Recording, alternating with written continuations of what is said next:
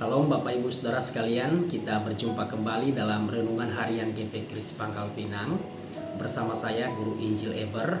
Mari siapkan hatinya untuk merenungkan sebagian firman Tuhan sebelum kita melanjutkan segala aktivitas kita sepanjang hari ini. Mari kita masuk di dalam doa. Bapa kami yang di surga, yang bertata di surga, kami bersyukur kepadamu untuk anugerah-Mu di pagi hari ini. Kami bisa menikmati hari yang baru dengan keadaan yang baru yang Tuhan sudah berikan bagi kami. Apapun keadaan kami hari ini, kami mensyukurinya. Oleh karena itu, ajarlah kami untuk tunduk pada kehendak-Mu di pagi hari ini. Ya Tuhan, sebentar lagi kami akan merenungkan firman Tuhan. Tolong mampukan kami, agar kami bisa memahami firman Tuhan ini yang singkat ini, dan kami dapat melakukannya dalam hidup kami hari lepas hari. Kami sudah siap mendengar firman Tuhan. Dalam nama Tuhan Yesus kami berdoa. Amin. Firman Tuhan hari ini terambil dari Kejadian pasalnya yang ke-32 ayatnya yang ke-22 sampai ayatnya ke-32. Demikianlah firman Tuhan. Pada malam itu Yakub bangun dan ia membawa kedua istrinya, kedua budaknya perempuan dan ke-11 anaknya, dan menyeberang di tempat penyeberangan sungai Yabok. Sesudah ia menyeberangkan mereka, ia menyeberangkan juga segala miliknya. Lalu tinggallah Yakub seorang diri, dan seorang laki-laki bergulat dengan dia sampai fajar menyingsing. Ketika orang itu melihat bahwa ia tidak dapat mengalahkannya, ia memukul sendi pangkal paha Yakub sehingga sendi pangkal paha itu terpelecok ketika ia bergulat dengan orang itu. Lalu kata orang itu, "Biarkanlah aku pergi, karena fajar telah menyingsing." Sahut Yakub, "Aku tidak akan membiarkan engkau pergi jika engkau tidak memberkati aku." Bertanyalah orang itu kepadanya, "Siapakah namamu?" Sahutnya, "Yakub." Lalu kata orang itu, "Namamu tidak akan disebutkan lagi Yakub, tetapi Israel, sebab engkau telah bergumul melawan Allah dan manusia, dan engkau menang." Bertanyalah Yakub, "Katakanlah juga namamu." Tetapi sahutnya, "Mengapa engkau menanyakan namaku?" Lalu diberkatinyalah Yakub di situ. Yakub menamai tempat itu Peniel, sebab katanya, "Aku telah melihat Allah berhadapan muka, tetapi nyawaku tertolong." Lalu tampaklah kepadanya matahari terbit ketika ia telah melewati Peniel, dan Yakub pincang karena pangkal pahanya. Itulah sebabnya sampai sekarang orang Israel tidak memakan daging yang menutupi sendi pangkal paha, karena dia telah memukul sendi pangkal paha Yakub pada otot pangkal pahanya. Saudara yang dikasihi oleh Tuhan, kalau ditanya apa yang biasa orang lakukan ketika pikirannya sedang galau, ada bermacam-macam. Ada yang datang kepada teman dekatnya dan dia minta nasihat. Ada juga yang meninggalkan sejenak persoalannya untuk healing dengan pergi ke tempat hiburan, ke tempat wisata untuk menyenangkan hatinya atau menikmati hobinya. Intinya orang itu tidak akan tinggal diam. Dia akan mencari cara agar pikirannya tidak kacau lagi. Saudara, dalam firman Tuhan tadi diceritakan kalau Yakub sedang mengalami pergumulan yang begitu berat, di mana ia takut bertemu dengan Esau karena peristiwa masa lalu, yaitu Yakub pernah menipu Esau dalam hal menerima berkat dari ayah mereka.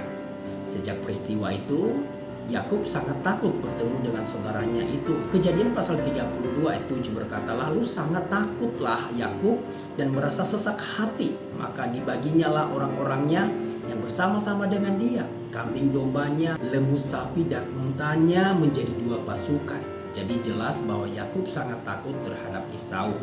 Dalam ketakutan ini, Yakub melakukan hal yang penting dan perlu kita tiru, yaitu Yakub berdoa. Ia meminta supaya Tuhan melepaskan dia dari tangan Esau. Sekalipun Yakub mengalami problem gara-gara kesalahannya sendiri, tetapi ia tetap berdoa.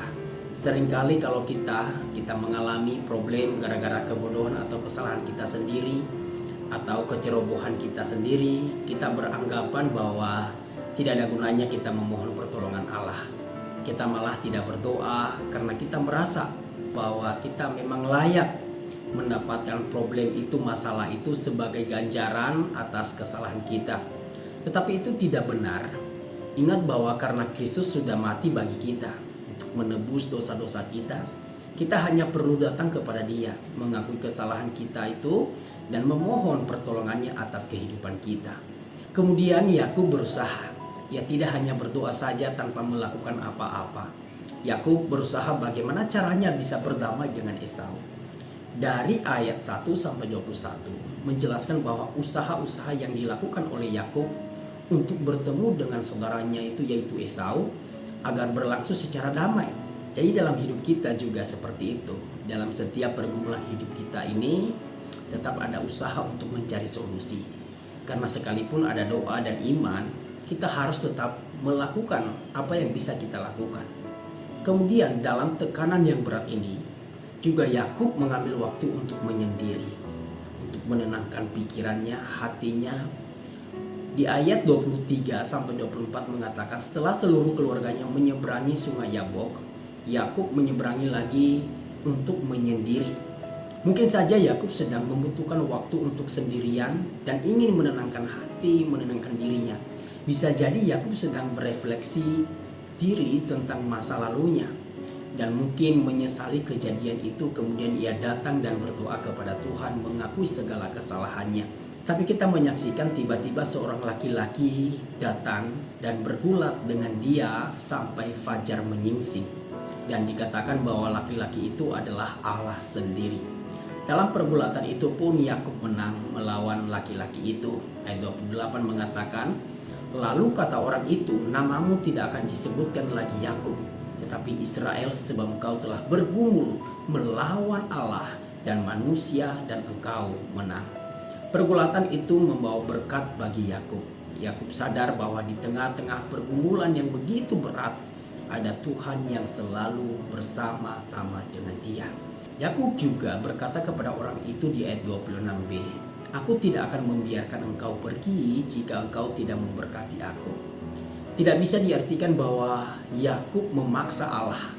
Yakub bukannya memaksa Allah untuk memenuhi permintaannya, tidak. Tetapi Yakub bertekun dengan gigi sampai ia mendapatkan apa yang dimintanya. Memang antara memaksa Tuhan dan bertekun dengan gigi dalam berdoa hanya ada batasan yang sangat tipis. Perbedaannya adalah dalam sikap hatinya. Kalau kita memaksa Tuhan, maka sikap hati kita adalah merasa berhak mendapatkan apa yang kita mau. Bahkan kita dapat memberontak, marah kalau tidak dikabulkan oleh Tuhan. Sedangkan kalau bertekun dalam doa, kita bersikap memohon belas kasihan Tuhan dan kehendaknya terjadi dalam hidup kita. Saudara yang dikasihi oleh Tuhan, dalam perjalanan kehidupan ini sangat mungkin kita akan mengalami kegalauan seperti Yakub karena sesuatu yang telah terjadi atau justru karena prasangka buruk yang belum terjadi. Saat pikiran kita galau, kita pasti ingin situasi menjadi tenang, bukan? Dan kekacauan bisa segera diselesaikan. Namun tak selalu apa yang kita harapkan itu terjadi. Justru sebaliknya, bisa saja di tengah kekacauan pikiran kita malah muncul persoalan-persoalan tambahan dan rasanya seperti mau hilang saja dari dunia ini. Hari ini kita belajar berbagai persoalan yang datang di tengah kegalauan kita bisa jadi merupakan cara Tuhan untuk bergulat dengan kita.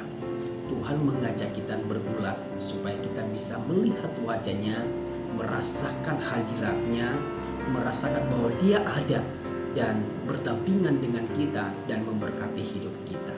Teruslah bergumul berdoa dengan tekun kepada Tuhan dan berusaha melakukan hal-hal positif yang bisa membantu meringankan beban itu. Selebihnya mohon anugerah Tuhan memimpin dan menyertai saudara dalam pergumulan itu.